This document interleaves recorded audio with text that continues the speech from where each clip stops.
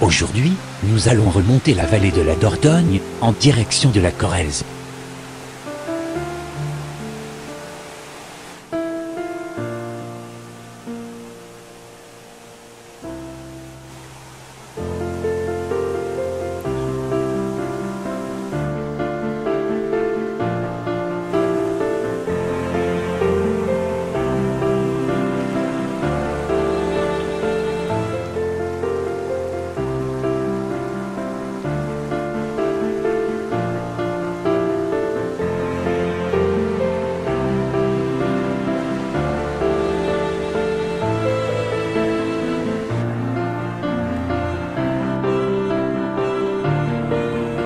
Nous arrivons à la cité d'Argentat. Depuis le pont, la vue sur les rives de la Dordogne est formidable. Les maisons au balcon de la rive gauche, avec les lucarnes donnant sur la rivière. On commencera par errer dans les ruelles de la ville.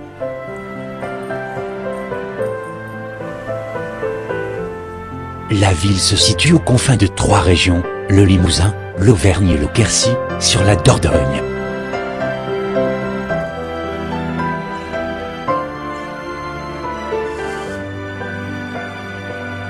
On arrive maintenant à l'église.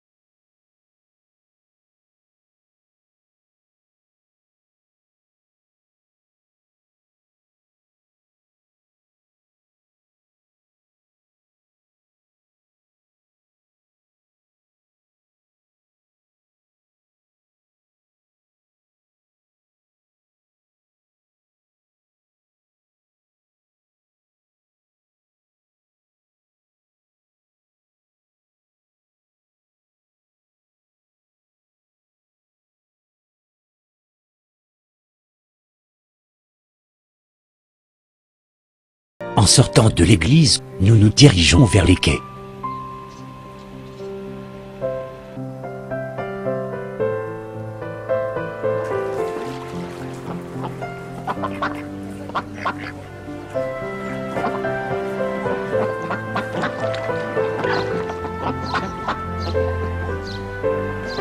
La ville a connu un essor économique important au XVIIIe et XIXe siècle, grâce à la batellerie, qui a permis l'acheminement de richesses, essentiellement du bois pour la tonnellerie, vers le bas pays.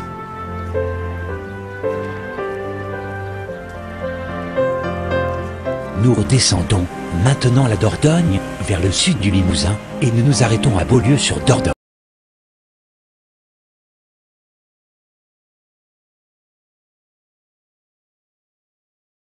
Nous sommes immédiatement attirés par l'église abbatiale Saint-Pierre et son portail roman, richement orné.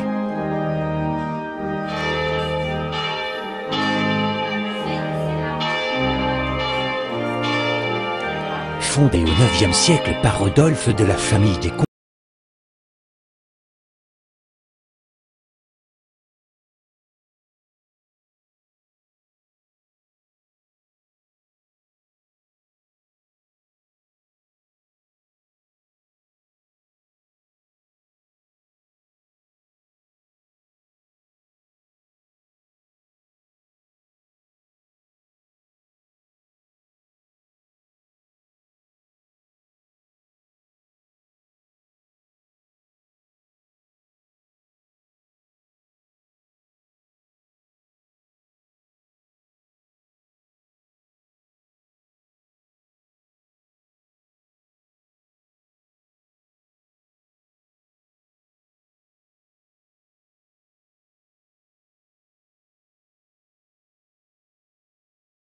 Maintenant temps d'aller voir le reste de la ville, et de nous perdre dans les ruelles entrecroisées, chargées d'histoire.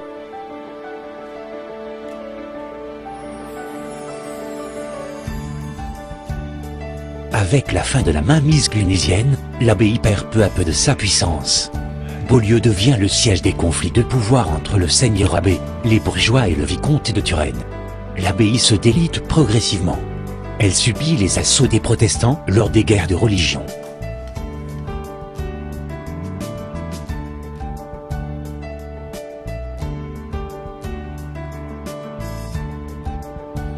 Au fil des ruelles, nous finissons par atteindre les rives de la Dordogne.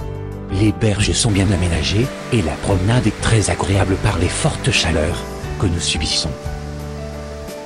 En reprenant la route, nous faisons halte sur un petit promontoire, afin d'avoir une vision plus large de la vallée et pouvoir préparer la suite de notre itinéraire.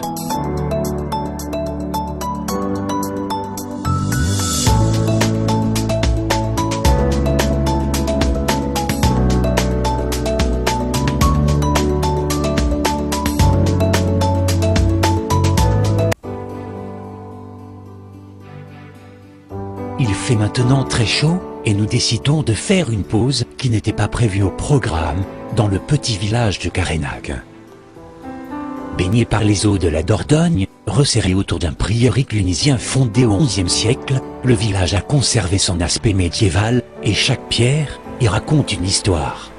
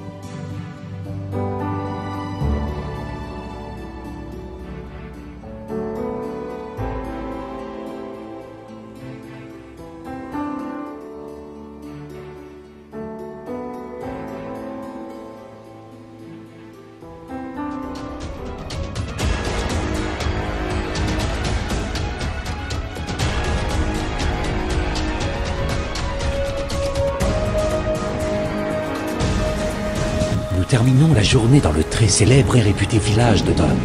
C'est une bastide perchée sur une falaise à 250 mètres d'altitude au bord de la Dordogne. Elle n'offre pas le plan rectangulaire caractéristique des bastides, mais affecte la forme d'un trapèze. Nous sommes rapidement surpris par l'omniprésence des voitures dans le village, par les difficultés pour se garer et par la généralisation des stationnements payants.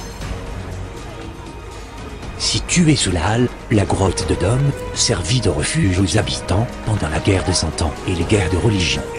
L'église Notre-Dame de l'Assomption, construite en 1622, se caractérise par sa façade dite en clocher-mur.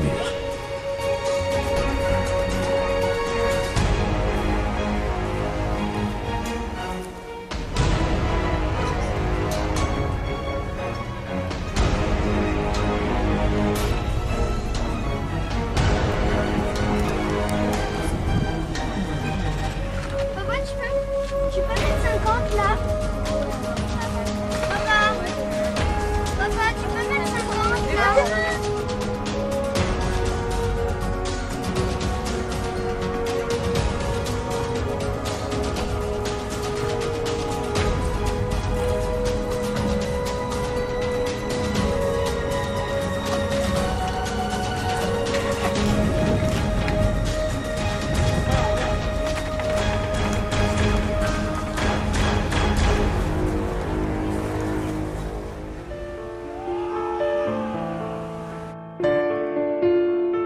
Avec la troisième journée, nous allons changer de mode de transport. C'est en canoë que nous allons descendre la Dordogne.